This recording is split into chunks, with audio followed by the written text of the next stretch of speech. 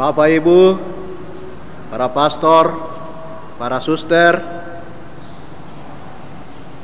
bruder atau diakon, frater, saudara-saudari, anak-anak yang mengikuti Misa Requiem Pater Franz Lissot FM yang kita cintai, selamat sore.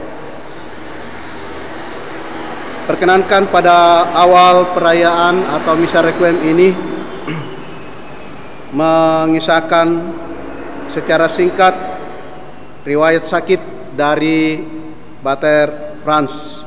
Walaupun kemarin Bapak Uskup sebelum Misa sudah menyampaikan riwayat hidup dan juga riwayat sakit secara amat singkat. Pada sekitar tahun 2016, saya lupa bulannya, setelah mengikuti perayaan Ekaristi hari Minggu di Wamena, Pater Franz datang menjumpai saya di sakristi dan menunjukkan kakinya yang bengkak, kaki kiri, sambil menyampaikan bahwa ramuan yang saya berikan itu tidak mujarab karena kakinya tetap bengkak. Saya tanya, ini sakitkah? Beliau menjawab, tidak. Saya bisa jalan dengan baik, hanya agak berat. Saya tekan-tekan untuk memastikan apakah itu sakit, dan dia katakan tidak. Saya menyarankan supaya sesegera mungkin ke Jayapura memeriksakan diri, check up lengkap di Rumah Sakit Dian Harapan. Dan beliau mengikuti saran saya, langsung check up lengkap di Dian Harapan. Seminggu kemudian beliau kembali dan melaporkan kepada saya bahwa semua normal, tidak ada masalah. Tetapi dokter menyarankan supaya saya ke Jakarta untuk lebih memastikan. Maka seminggu kemudian Pater Franz izin ke Jakarta. Dia menyampaikan 1-2 minggu di Jakarta, lalu dia kembali. Ketika di Jakarta diperiksa, check up lengkap, juga normal, tidak ada masalah.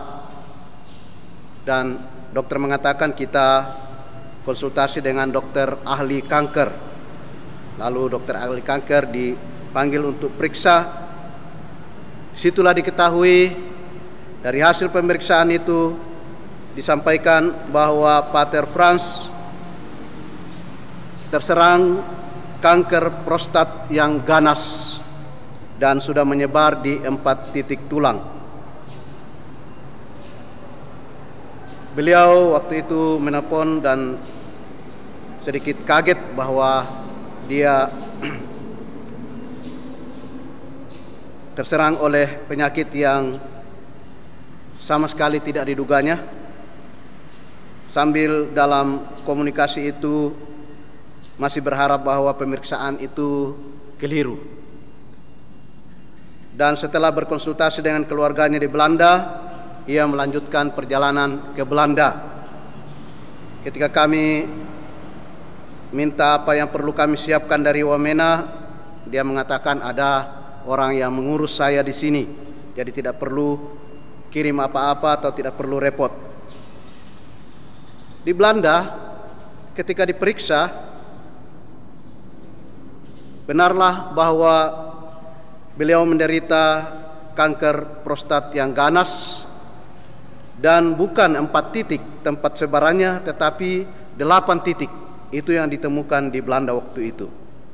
Dan melalui telepon, beliau menyampaikan dengan sedikit seperti sulit menerima keadaan itu dan menyatakan mengapa penyakit ini diam-diam menggerogoti saya dari dalam.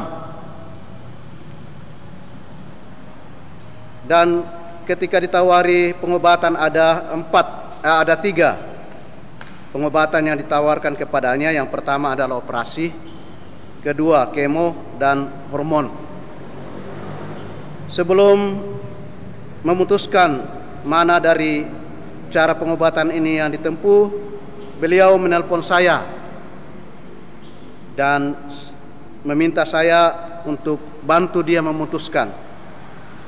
Saya pikir lebih baik beliau yang memutuskan. Saya tanya, kalau Pater dari 3 itu kira-kira memilih yang mana? Dan dia mengatakan, saya pikir hormon. Rupanya dari penjelasan-penjelasan yang diberikan oleh dokter, dia cenderung untuk memilih pengobatan hormon. Tapi sudah disampaikan bahwa ini batasnya, kalau memilih terapi hormon itu hanya 3,5 tahun. Sesudah itu tidak bisa lagi, tidak bisa disuntikkan lagi, tetapi keadaan akan normal seperti biasa. Lalu sesudah menjalani terapi hormon, beliau kembali ke Wamena bertugas seperti biasa. Dia melayani misa, berjalan seperti biasa. Ia mengurus diri seperti biasa. Namun setelah 3,5 tahun berlalu, memang rupanya kanker ini mulai menyebar dan mulai terasa. Maka dia drop di situ. Tetapi keadaannya tidak seperti semula. Artinya ketika pertama divonis kanker ganas, dia seperti gelisah, takut, tidak siap untuk menerima. Setelah 3,5 tahun, kelihatan bahwa beliau lebih berpasrah, lebih melepaskan diri dari rasa takut. Dan pada tanggal 22 April yang lalu, saya sempat telepon ke Belanda. Saya telepon karena saya kirimi ucapan selamat Paskah dan tidak dijawab. Padahal setiap WA ataupun SMS yang saya kirim ke beliau pasti dijawab. Maka pada tanggal 22 saya coba-coba telepon. Semula telepon biasa, tetapi dalam pembicaraan itu beliau meminta supaya video call, beralih ke video call. Maka kami video call. Spontan ketika melihat wajah saya, dia mengatakan, "Pater Robi kurus ya?" Wah, ini orang pertama yang menyebut saya kurus. Saya yakin mungkin penglihatannya sudah kurang normal atau penyakitnya makin parah. Dan memang dalam pembicaraan kami itu suaranya makin melemah. Dia sempat menanyakan bagaimana pembangunan gereja katedral. Saya jawab berjalan. Besok agak sore, karena waktu itu saya telepon malam. Besok agak sore, sekitar jam 5 saya telepon Pater, video call, dan saya ada di lokasi supaya saya bisa tunjukkan bagaimana sekarang proses pembangunan jalan. Dan memang tanggal 23 sore jam 5 saya telepon. 2 atau 3 kali saya telepon tidak diangkat. Saya sudah berpikir mungkin sudah dalam keadaan parah. Saya coba SMS Pak seseorang dan dia menjawab sudah menerima minyak suci. Jadi itu tinggal doa saja. Di dalam pembicaraan kami saya mendapat kesan bahwa beliau sudah pasrah, sudah berserah dan tidak takut lagi seperti semula. Beliau mengatakan Tuhan hidup, jadi kita tidak takut untuk mati. Dan kita tahu tanggal 1 Mei beliau memang mengembuskan nafas yang terakhir. Itu sekilas singkat riwayat permulaan sampai selesai, tentu cerita panjang, tetapi itu garis besarnya. Mungkin juga ada pengalaman-pengalaman yang sama, khususnya kalau benjol atau bengkak, jangan dipandang enteng. Mungkin itu ada sesuatu yang tidak beres di dalam tubuh kita. Mari kita memberikan penghormatan, mengenang saudara kita, orang tua kita, tete terkasih, Pater Franz Lissaudt OFM dalam misa Requiem ini. Dalam nama Bapa dan Putra dan Roh Kudus. Amin. Rahmat Tuhan kita Yesus Kristus, cinta kasih Allah dan persekutuan Roh Kudus bersamamu.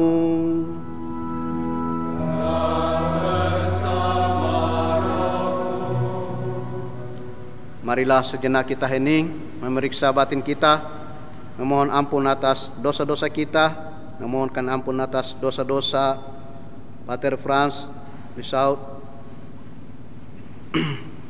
supaya kita dan doa-doa kita berkenan kepada Bapa dan beliau diberi kehidupan yang kekal.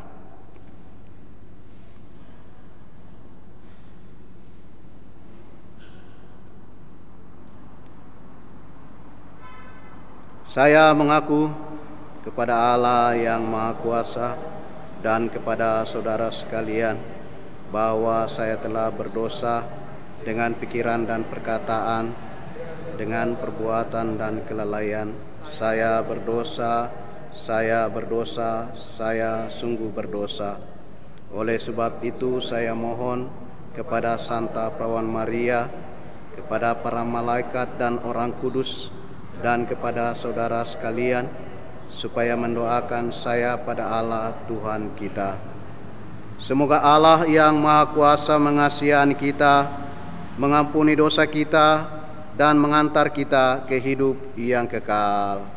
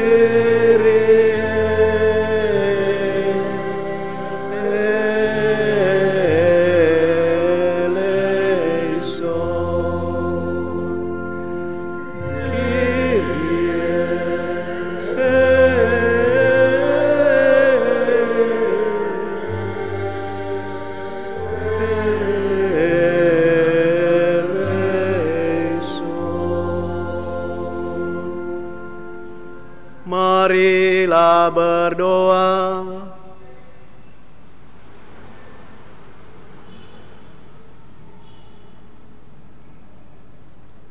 Allah Bapa yang Maha Murah dan Maha Belas Kasih, kami bersyukur kepadamu karena Engkau telah menghadirkan Pater Franz Lisaut OFM berkarya di Papua, teristimewa di Keuskupan Jayapura selama 56 tahun.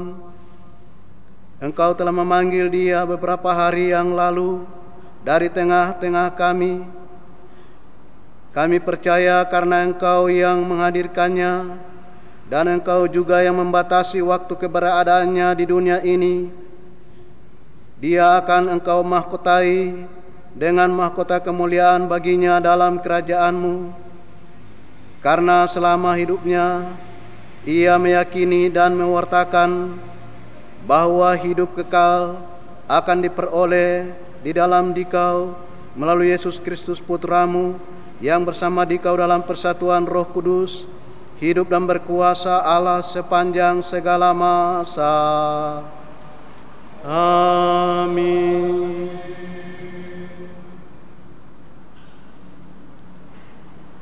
Bacaan dari surat Rasul Paulus kepada jemaat di Roma. Saudara-saudara, kita semua yang telah dibaptis dalam Kristus telah dibaptis dalam kematian-Nya. Dengan demikian, kita telah dikuburkan bersama-sama dengan Dia oleh baptisan dalam kematian, supaya seperti halnya Kristus telah dibangkitkan dari antara orang mati oleh kemuliaan Bapa, demikian juga kita akan hidup dalam hidup yang baru. Sebab jika kita telah menjadi satu dengan kematian-Nya, kita juga akan menjadi satu dengan kebangkitan-Nya. Karena kita tahu bahwa manusia lama kita telah turut disalibkan, supaya tubuh dosa kita hilang kuasanya, agar jangan kita menghambakan diri lagi kepada dosa. Sebab siapa yang telah mati, ia telah bebas dari dosa. Jadi, jika kita telah mati dengan Kristus, kita percaya bahwa kita akan hidup juga dengan Dia. Karena kita tahu bahwa Kristus sesudah bangkit dari antara orang mati, tidak mati lagi. Maut tidak berkuasa lagi atas Dia. Demikianlah sabda Tuhan. Syukur kepada Allah.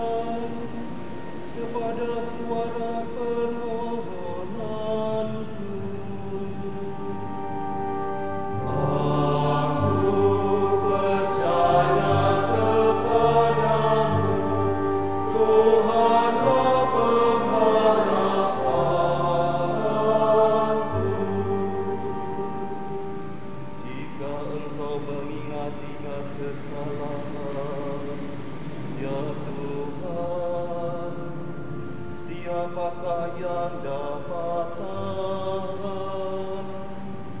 Tetapi padamu ada pengampunan, maka orang-orang takwa kepadamu.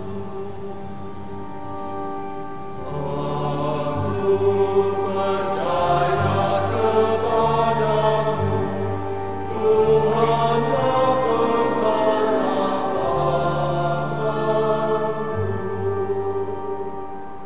Aku menanti-nantikan Tuhan, jiwaku menanti-nanti, dan aku mengharapkan firman-Nya. Jiwaku mengharapkan Tuhan, lebih daripada pengawal mengharapkan pagi. Aku percaya kepadamu, Tuhan pengharapanku.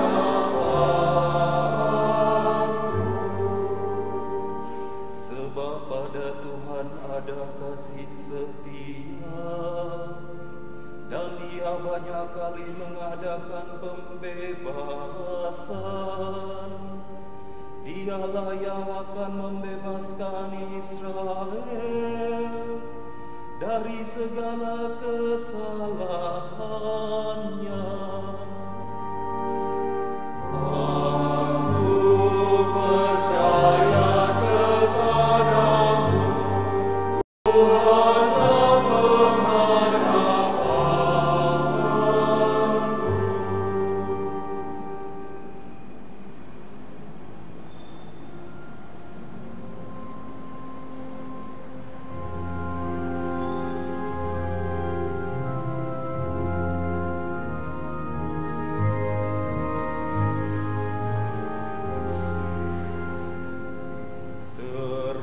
Terpujilah Kristus Tuhan, Raja mulia dan kekal.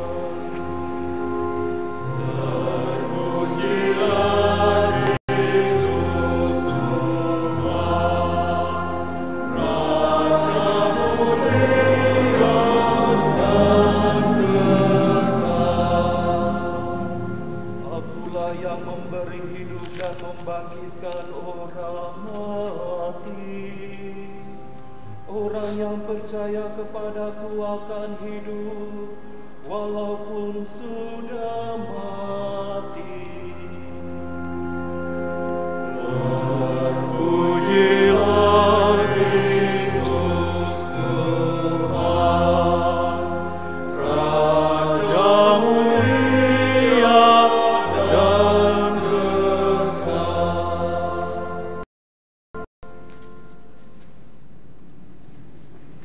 Tuhan bersamamu dan bersama rohmu. Inilah Injil Yesus Kristus menurut Lukas. Dimuliakanlah Tuhan.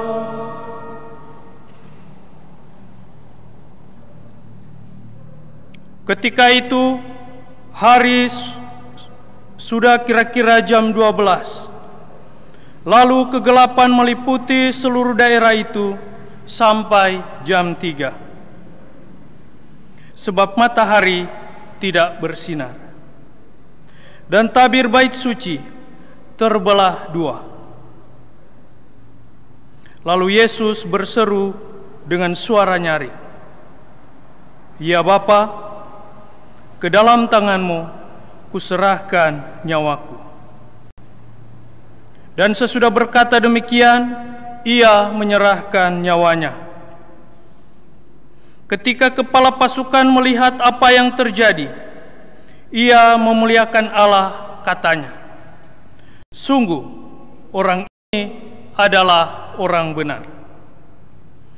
Dan sesudah seluruh orang banyak yang datang berkerumun di situ untuk tontonan itu, melihat apa yang terjadi itu, Pulanglah mereka sambil memukul-mukul diri. Semua orang yang mengenal Yesus dari dekat, termasuk perempuan-perempuan yang mengikuti Dia dari Galilea, berdiri jauh-jauh dan melihat semuanya itu. Tetapi pagi-pagi benar pada hari pertama minggu itu, mereka pergi ke kubur membawa rempah-rempah yang telah disediakan mereka. Mereka mendapati batu sudah terguling dari kubur itu, dan setelah masuk, mereka tidak menemukan mayat Tuhan Yesus. Sementara mereka berdiri termanggu-manggu karena hal itu, tiba-tiba ada dua orang berdiri dekat mereka, memakai pakaian yang berkilau-kilauan. Mereka sangat ketakutan dan menundukkan kepala. Tetapi kedua orang itu berkata kepada mereka, "Mengapa kamu mencari Dia yang hidup di antara orang mati? Ia tidak ada di sini. Ia telah bangkit." Berbahagialah orang yang mendengarkan sabda Tuhan dan tekun melaksanakannya. Sabdamu adalah jalan, kebenaran dan hidup kami.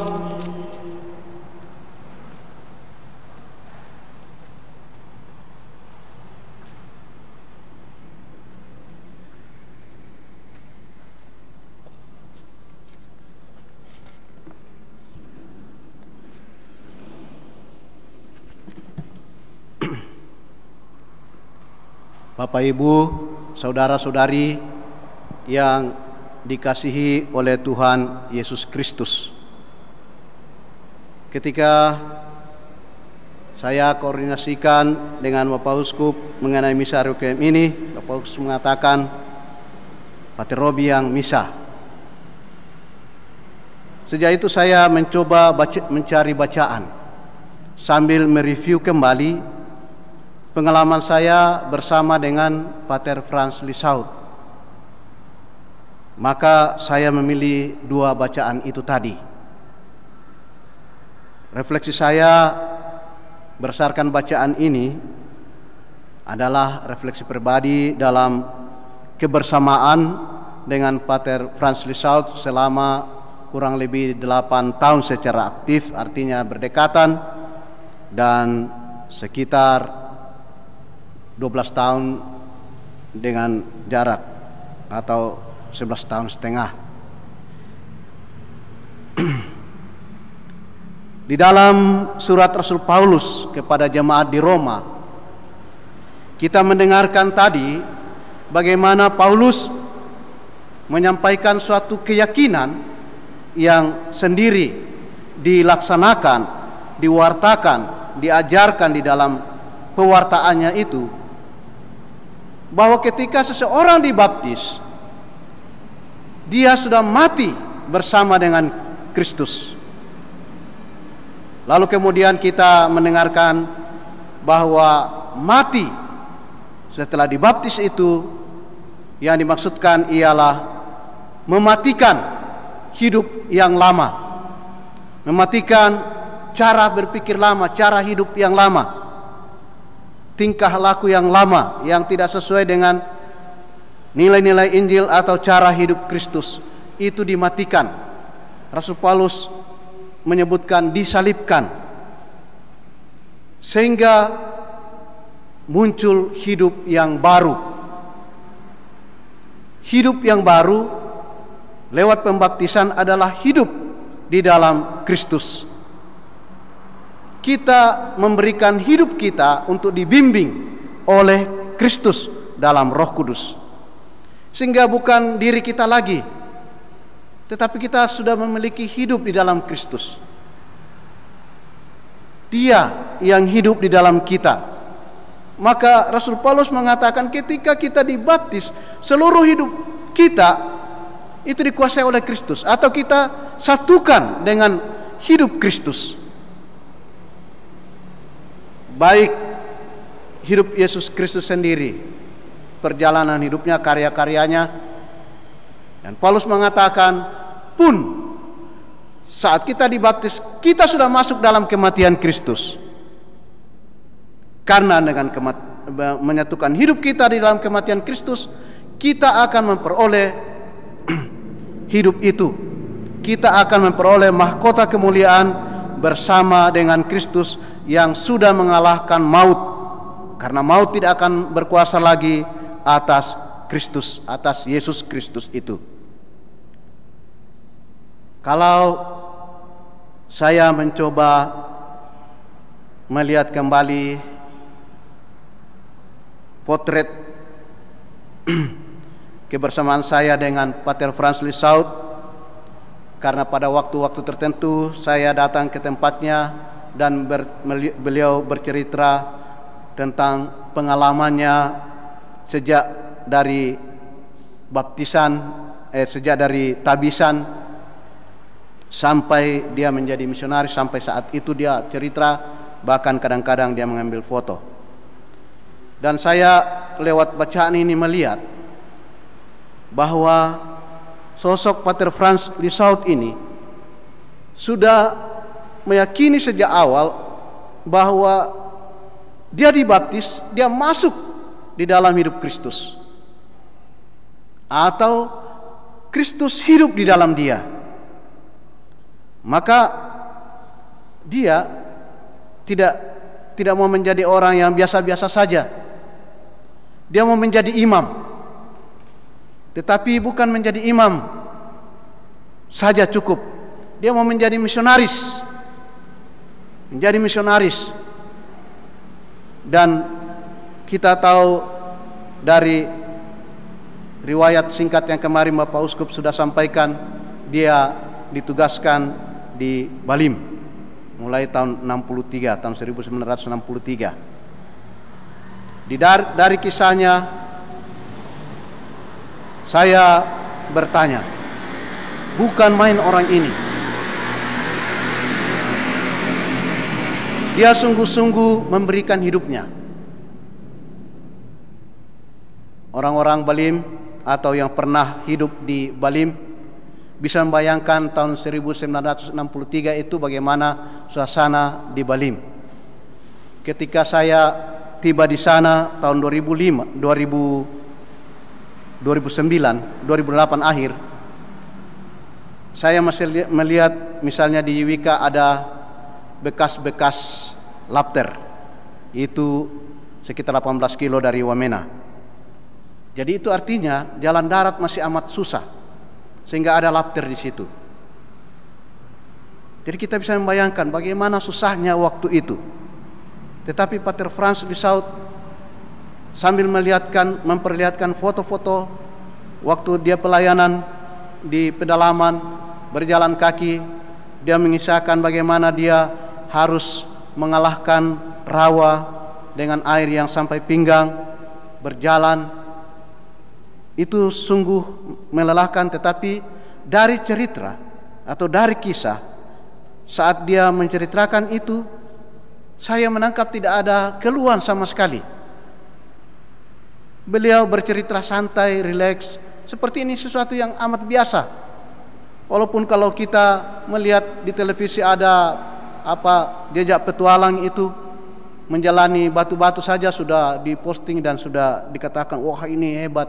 Tapi kalau melihat foto-foto dari Pater Franz itu, kita harus kagum bahwa beliau sungguh-sungguh memberikan hidupnya, karena dia begitu yakin bahwa sekarang ini bukan dia lagi tetapi Kristus yang hidup di dalam dia. Maka dia mempersembahkan seluruh hidupnya itu. Dia merasa tidak cukup dalam soal pelayanan. Dia terus mau melayani. Maka dia akan kecewa ketika ada pelayanan yang dilalaikan.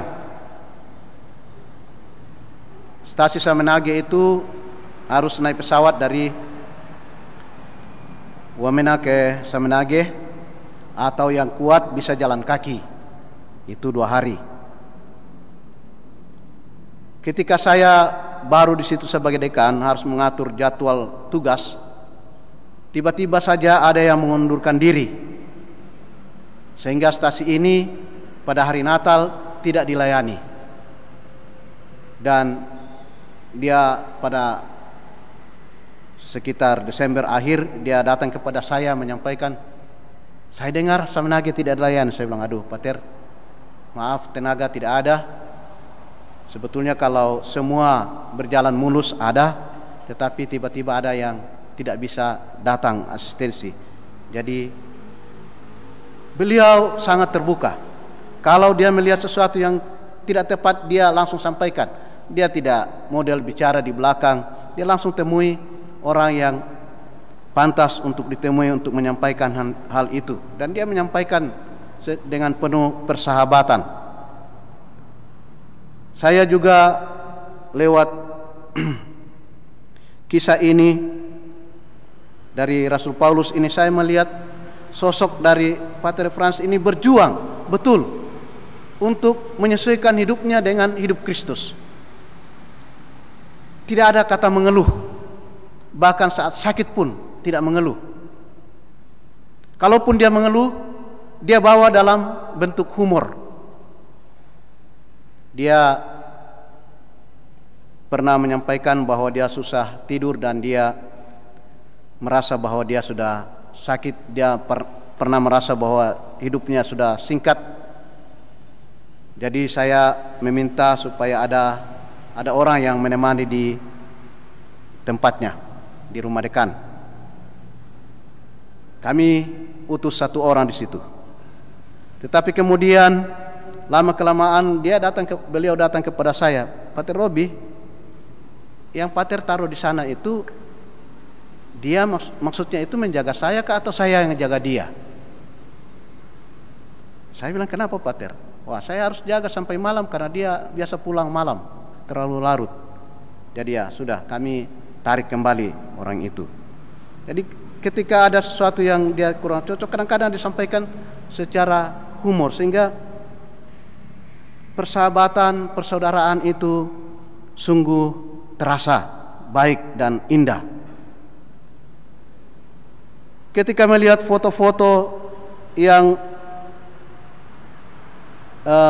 ditunjukkan waktu baru datang di Wamena, waktu baru tiba, dia bergaya sebagai layaknya orang muda, dan saya berkomentar, Pater salah pilih. Dan dia jawab, maksudnya? Saya katakan, Pater mestinya jadi aktor, bukan jadi pastor. Dan dia jawab, Tuhan juga butuh aktor Injil toh. Nah, ini suatu renungan yang mendalam juga bagi saya. Jawaban singkat tetapi menggugat saya sebagai seorang imam. Bagaimana Pater Frans ini sungguh-sungguh mencoba berjuang bahwa hidupnya itu untuk pewartaan Injil, pewartaan sukacita, pewartaan cinta kasih. Dan itu menurut pengalaman pribadi saya sungguh diungkapkan di dalam hidupnya. Mungkin tidak sempurna, tetapi semua orang tidak akan pernah sampai kepada kesempurnaan untuk suatu pengungkapan cinta kasih. Hanya Yesus Kristus yang sempurna. Tetapi dia sungguh berusaha untuk berjuang pada hal itu. Saya juga memilih Injil, di mana Yesus menyerahkan dirinya di kayu salib. Mengapa? Dari semua kisah pengalaman yang saya lihat dan saya alami bersama Pater Frans yang diceritakan kepada saya, di situ juga saya melihat penyerahan yang utuh, penyerahan yang total. Sekali lagi, boleh jadi tidak sempurna, tetapi untuk saya, dia berjuang untuk menyerahkan diri sepenuh-penuhnya di dalam pelayanan. Dan penyerahan itu tidak kenal lelah. Di dalam keterbatasan sekalipun, dia masih berjuang untuk melayani. Ketika kembali dari Belanda, sudah menjalani terapi hormon itu, jadi 3,5 tahun batas waktu yang diberikan oleh dokter. Ketika saya masih di sana, dia masih menerima jadwal untuk misa, untuk perayaan tobat di kapela-kapela. Ada 11 kapela di Wamena. Memang suaranya sudah kurang terang, jalannya juga sudah pincang-pincang, kakinya bengkak terus. Tetapi ini bukan halangan. Dia tidak menyerah. Dia terus melayani sejauh masih bisa. Dan saya melihat di sini suatu penyerahan yang total, yang sehabis-habisnya. Walaupun ada terasa bahwa beliau tidak begitu siap menerima saat-saat akhir hidupnya, khususnya ketika dia divonis kanker prostat yang ganas, kanker ganas itu, sepertinya dia bergulat di situ. Dan disitulah saya memilih bacaan ini, bahwa di dalam penyerahan kita, penyerahan hidup kita kepada Yesus Kristus, di dalam karya-karya kita, di dalam perjuangan kita sebagai orang yang dibaptis dan hidup di dalam Dia, kadang-kadang ada pergulatan. Kita berserah sepenuhnya dalam pelayanan kita, tetapi karena kita merasa belum selesai, belum sempurna, kita mau lagi, kita minta tambah lagi untuk melayani. Maka disinilah saya melihat pergulatan Pater Frans, sehingga dia tidak mudah untuk menerima bahwa sekarang mungkin akhir hidupnya, akhir karyanya akan selesai. Tetapi dia tetap berjuang, dan perlahan-lahan, bahkan di dalam masa terapi hormon ini, di saat dia menyadari bahwa menurut medis 3,5 tahun dia sudah selesai, dia masih mempergunakan waktunya untuk menulis. Ada tulisan-tulisan yang ditinggalkan khusus untuk orang Balim, dan saya yakin kenangan emas untuk Keuskupan Jayapura dan orang umat Katolik Balim khususnya adalah sejarah gereja Balim. Kamus bahasa Balim itu ada, beliau buat, dan ini suatu karya yang luar biasa di saat justru dia menurut pandangan manusia lemah, tetapi dia tidak merasa lemah. Dia masih mau terus maju. Disinilah kadang-kadang penyerahan itu mendapat tantangan, pergulatan, pergumulan, bahwa kita merasa belum selesai, tetapi ada kendala, ada situasi yang sulit yang tidak bisa terkendali. Karena itu boleh jadi Tuhan mau seperti itu, mau memasukkan kita ke dalam pergumulan seperti itu, bukan untuk menyerah pertama-tama, tetapi berpasrah kepada kehendak Dia. Maka situasi-situasi yang sulit itu pun Dia gunakan untuk terus berkarya. Karena itu lewat pengalaman ini dan juga refleksi atas sabda Tuhan ini, kita belajar banyak dari Pater Frans Lisieux bagaimana menghidupi diri sebagai orang yang dibaptis, sebagai orang yang sudah hidup di dalam Kristus, dan juga bagaimana berserah kepada Tuhan. Seringkali kita sudah merasa berserah, tetapi kemudian ketika kita dihadapkan pada hal-hal yang sulit, kita bergumul di situ, kita sedikit memberontak. Maka Yesus mengajar kita disalib. Penyerahan hidup itu harus tulus, harus total. Pun di saat akhir harus menyerah dan berpasrah kepada kehendak Dia yang memilih dan mengutus kita. Semoga Roh Kudus membantu kita juga supaya kenang-kenangan jejak kaki, tetesan keringat, dan juga tulisan-tulisan karya tangan kasih dari Pater Frans Lisieux tidak hanya kenangan semata-mata, melainkan membantu kita untuk hidup di dalam roh, untuk benar-benar menjadi seperti yang dikatakan oleh Rasul Paulus, hidup di dalam Kristus. Kristus hidup di dalam kita, dan dengan demikian kita juga akan memiliki penyerahan seperti Kristus saat dia di kayu salib. Roh Kudus akan selalu menyertai dan membantu kita.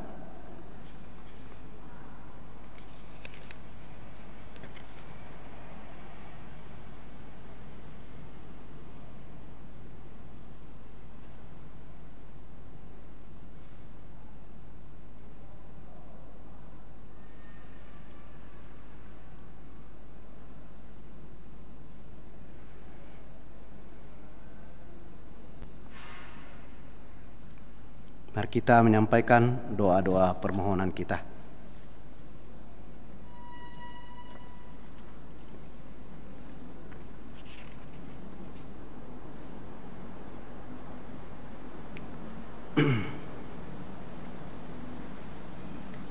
Marilah kita berdoa kepada Allah, Bapa yang Maha Kuasa, yang membangkitkan putranya dari alam maut sebagai jaminan hidup abadi bagi semua orang beriman.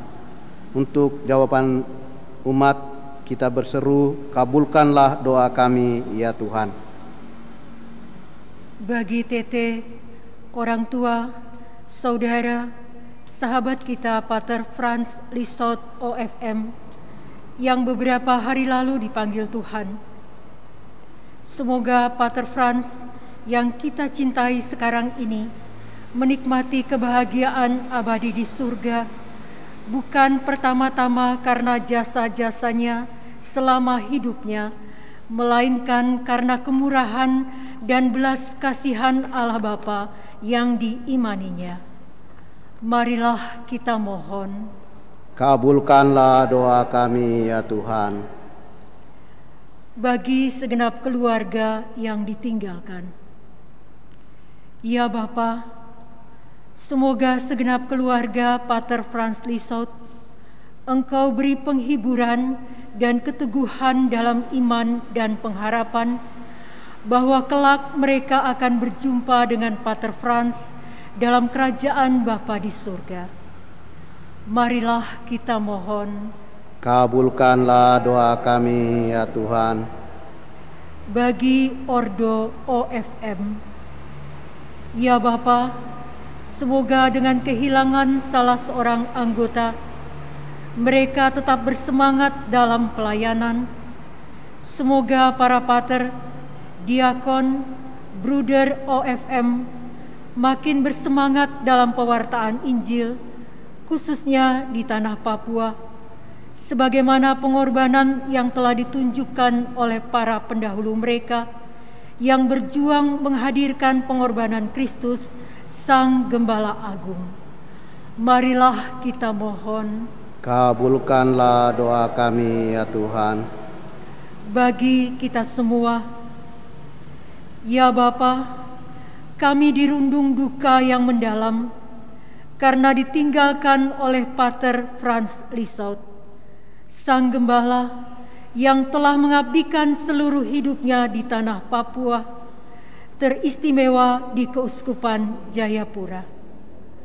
Semoga jejak kaki, tetesan keringat, dan karya tangannya dalam pewartaan Injil-Mu di tanah ini tidak hanya menjadi kenangan bagi kami, tetapi semakin mengobarkan semangat kami dalam berperan aktif mewartakan Injil-Mu di tanah ini.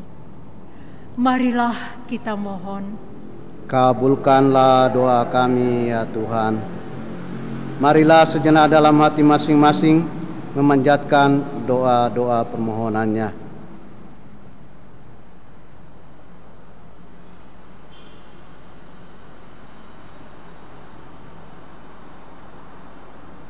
Marilah kita mohon, kabulkanlah doa kami ya Tuhan. Bapa yang Maha Baik, dengarkanlah doa kami yang penuh harapan. Kuatkanlah kami dalam duka cita ini, dan terimalah kami juga dalam sukacita abadi. Demi Kristus Tuhan dan pengantara kami. Amin.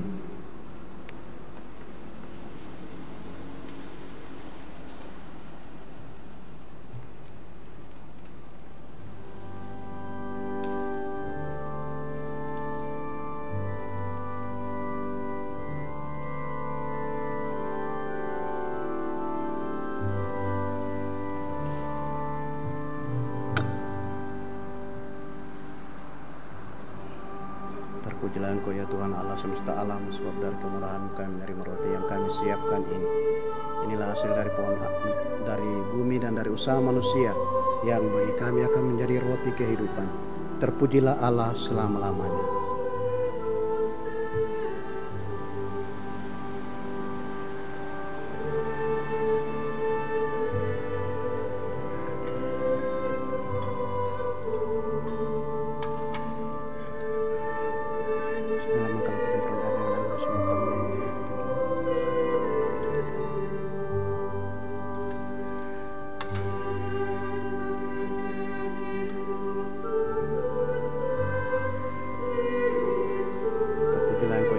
Semesta alam, sebab dari kemurahan-Mu kami menerima anggur yang kami siapkan ini.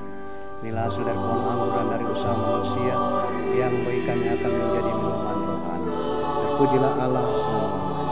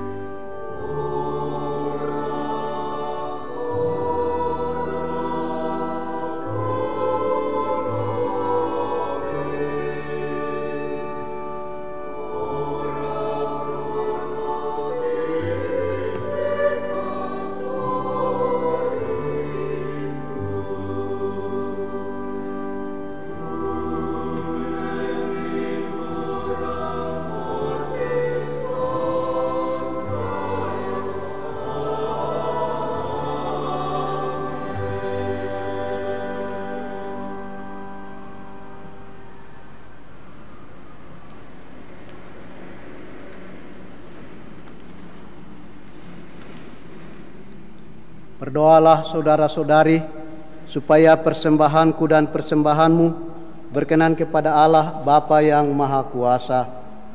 Semoga persembahan ini diterima demi kemuliaan Tuhan dan keselamatan kita, serta seluruh umat Allah yang kudus.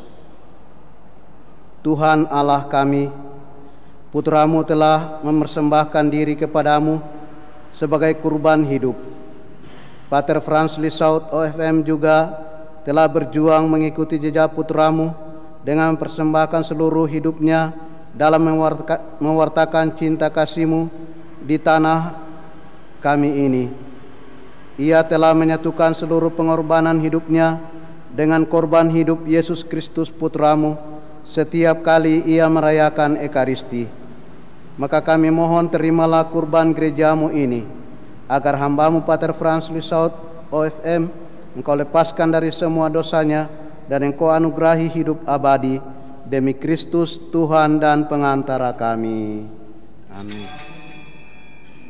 Tuhan bersamamu.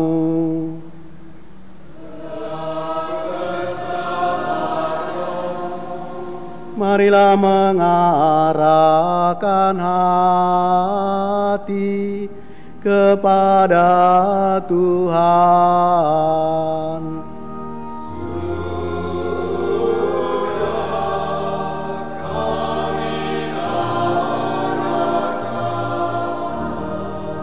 Marilah bersyukur kepada Tuhan Allah kita.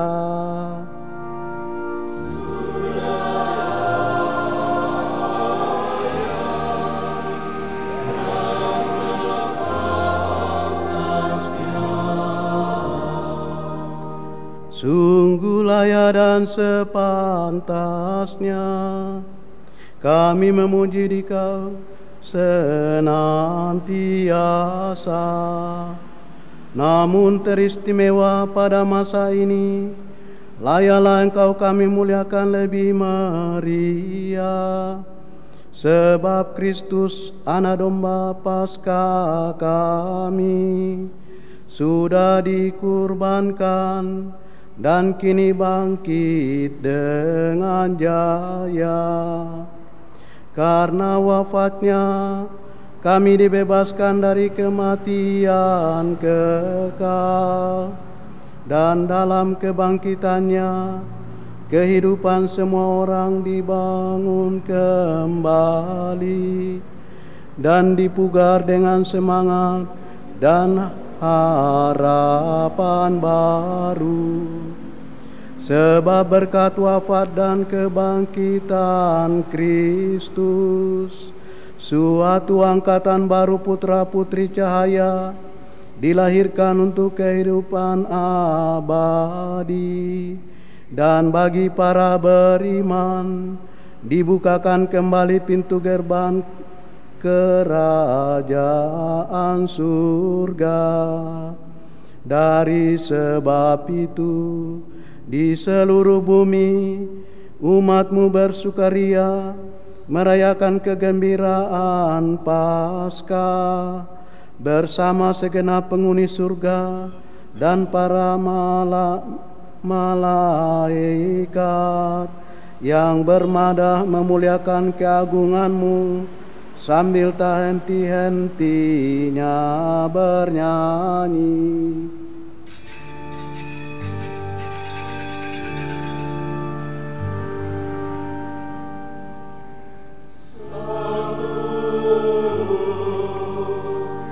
Sanctus, Sanctus Dominus Deus Sabaoth, plenius et terra gloria tua. Hosanna in excelsis, benedictus Victor in nomine Domini. Hosanna in excelsis. Doa syukur agung yang ketiga.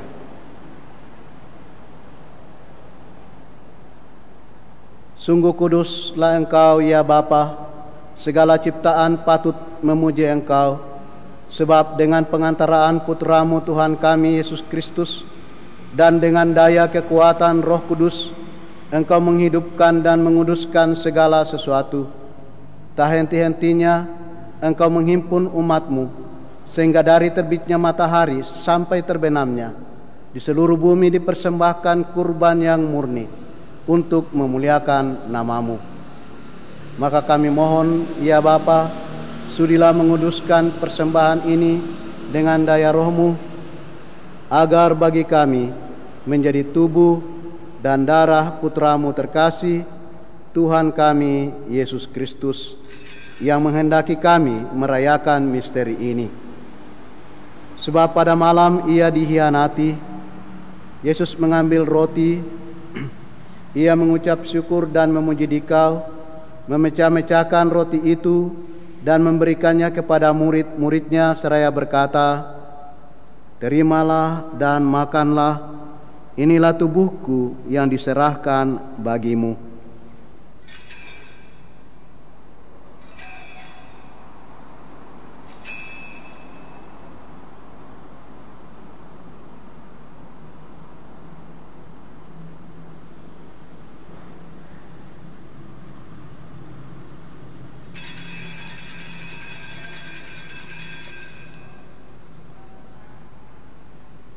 Demikian pula sesudah perjamuan, Yesus mengambil piala. Sekali lagi Ia mengucap syukur dan memuji Dikau, lalu memberikan piala itu kepada murid-muridnya seraya berkata, "Terimalah dan minumlah, inilah piala darahku, darah perjanjian baru dan kekal yang ditumpahkan bagimu dan bagi semua orang demi pengampunan dosa. Lakukanlah ini untuk mengenangkan daku."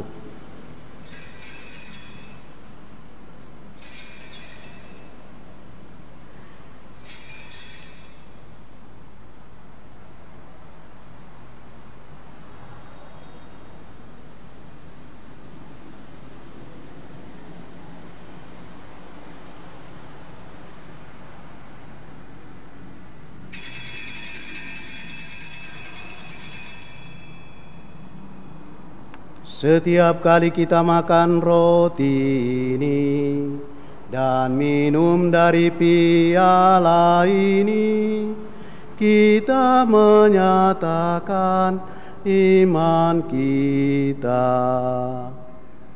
Wafatmu kami kenang, ya Tuhan yang bangkit mulia.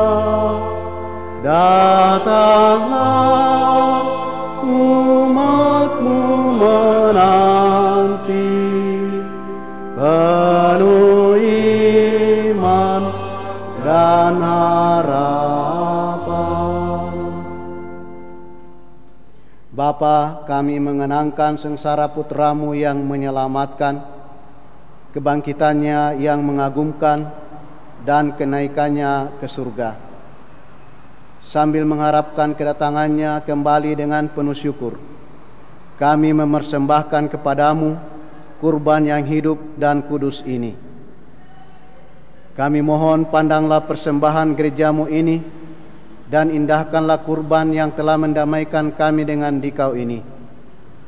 Kuatkanlah kami dengan tubuh dan darahnya, penuhilah kami dengan Roh Kudusnya, agar kami sehati dan sejiwa dalam Kristus.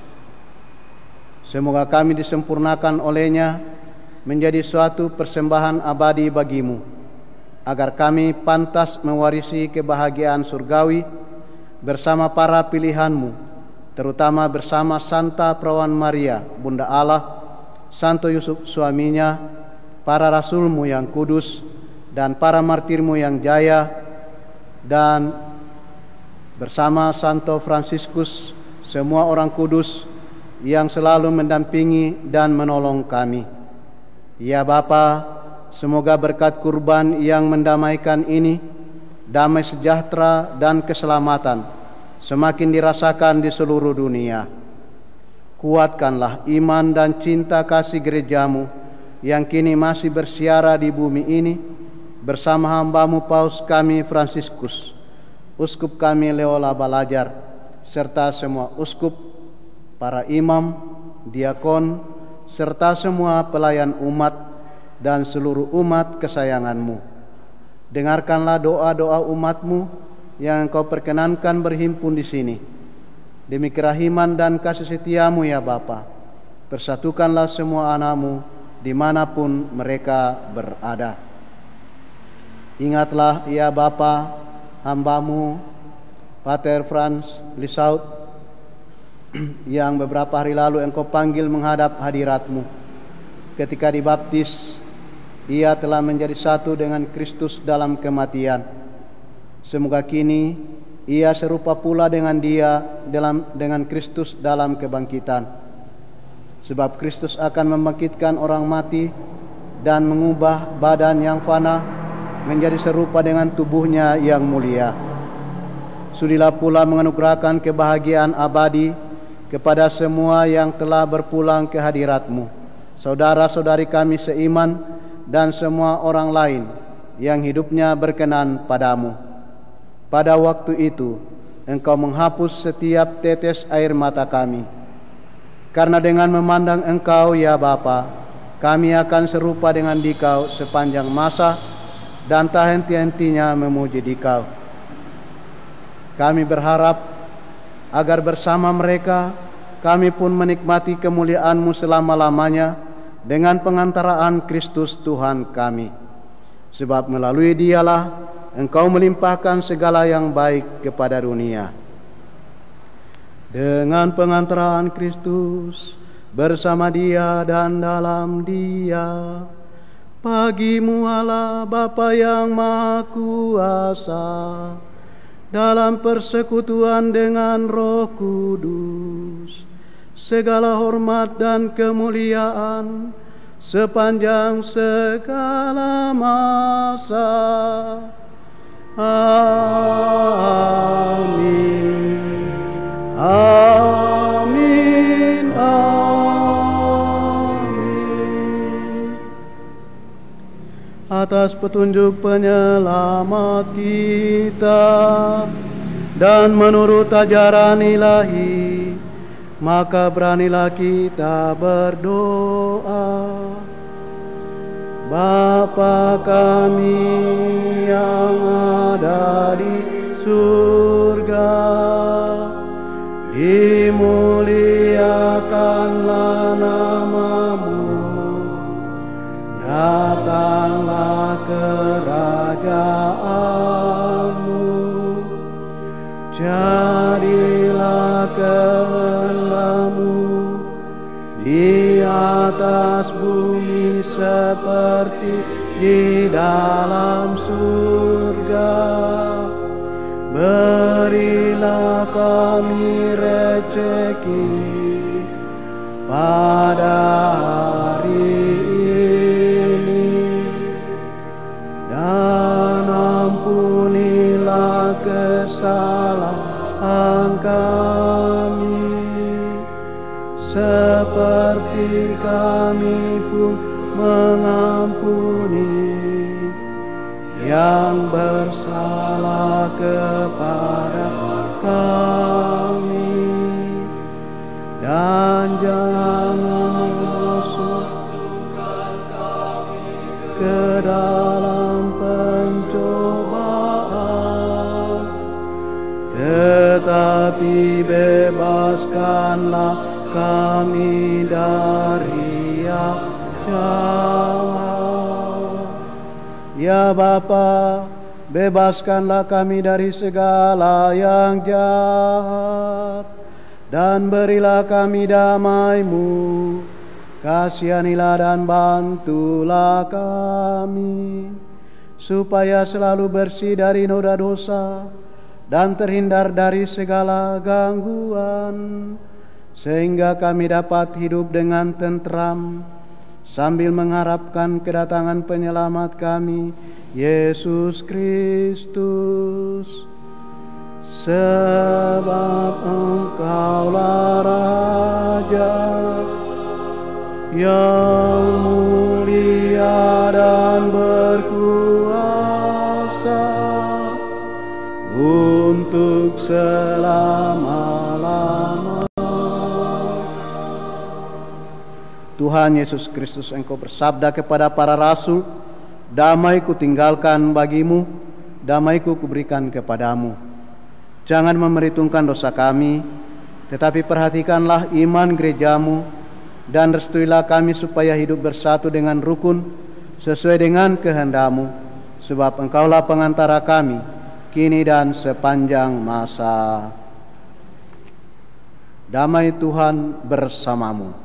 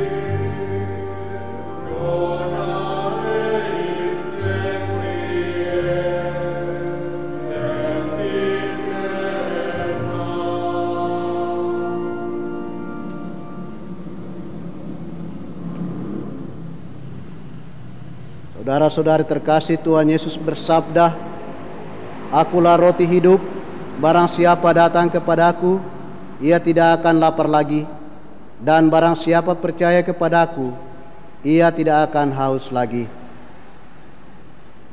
Berbahagialah kita yang diundang ke perjamuan Tuhan.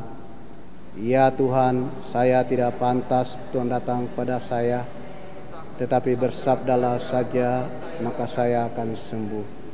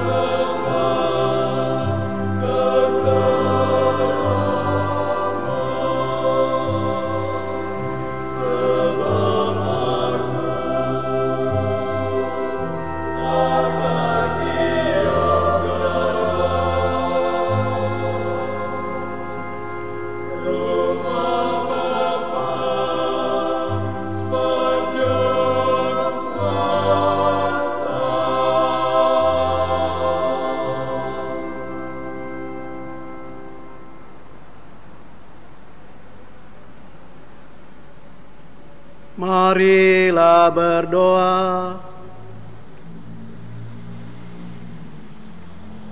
Allah yang maha baik, berkat kurban Kristus yang telah kami sambut, limpahkanlah karunia kerahiman-Mu kepada saudara kami, Pater Franz Lissau OFM, yang telah berpulang ke hadirat-Mu. Engkau telah menguduskan dia dengan rahmat pembaptisan dan memanggil serta mengutusnya untuk mempersembahkan kurban kudus putra-Mu dalam perayaan Ekaristi. Maka anugerahkanlah kebahagiaan abadi kepadanya bersama semua orang kudus di surga, demi Kristus Tuhan dan pengantara kami. Amin. Mari kita mohon bantuan Bunda Maria untuk turut mendoakan agar Bunda Maria mengantar Pater Franz Lissau masuk ke dalam persekutuan para kudus di surga. Kita berdoa 3 kali. Salam Maria bersama-sama. Salam Maria, penuh rahmat, Tuhan sertamu. Terpujilah engkau di antara wanita, dan terpujilah buah tubuhmu Yesus. Santa Maria, Bunda Allah, doakanlah kami yang berdosa ini, sekarang dan waktu kami mati. Amin. Salam Maria, penuh rahmat, terpujilah engkau di antara wanita, dan terpujilah buah tubuhmu Yesus. Santa Maria, Bunda Allah, doakanlah kami yang berdosa ini, sekarang dan waktu kami mati. Amin. Salam Maria, penuh rahmat, Tuhan sertamu. Terpujilah engkau di antara wanita, dan terpujilah buah tubuhmu Yesus.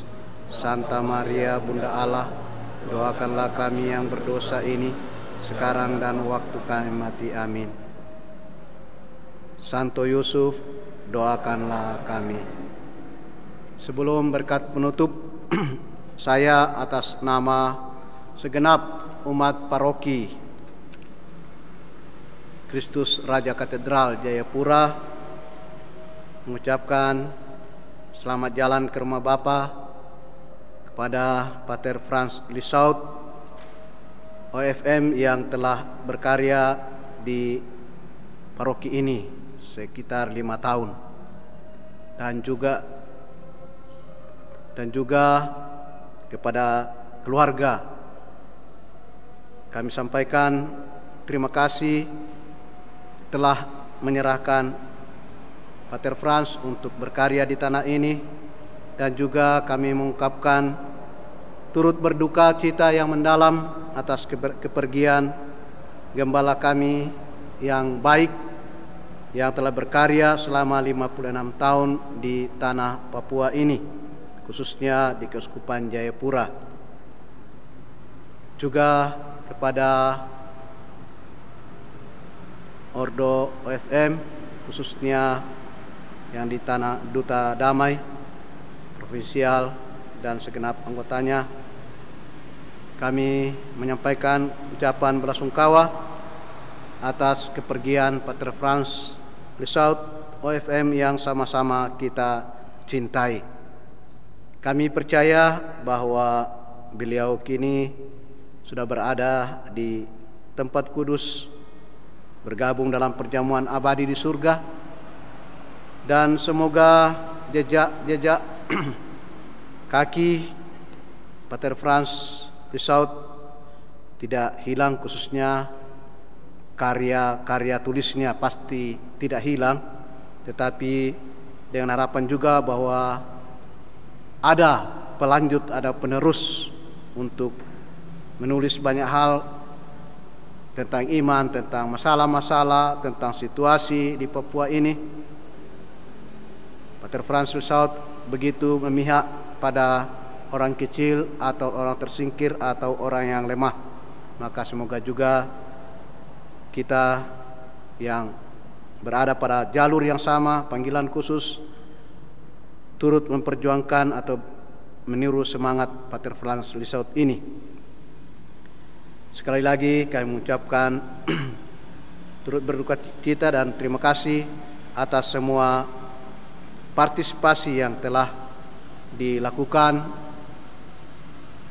oleh siapapun, khususnya dalam rangka Misa Requiem ini.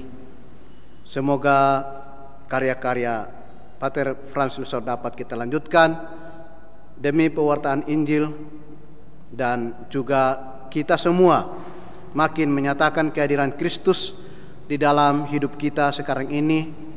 Dimanapun kita diutus, kita tetap menghadirkan Kristus di dalam karya-karya kita.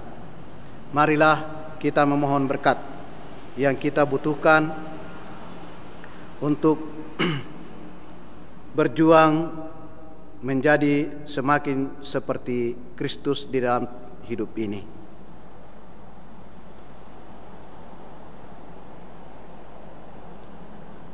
Tuhan bersamamu.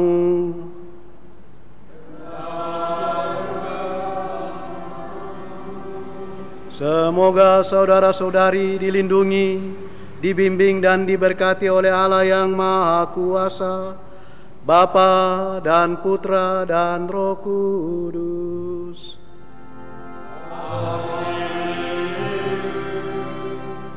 Dengan ini perayaan Ekaristi Misa Requiem untuk saudara kita, orang tua, tete kita yang tercinta Pater Franz Lissot sudah selesai.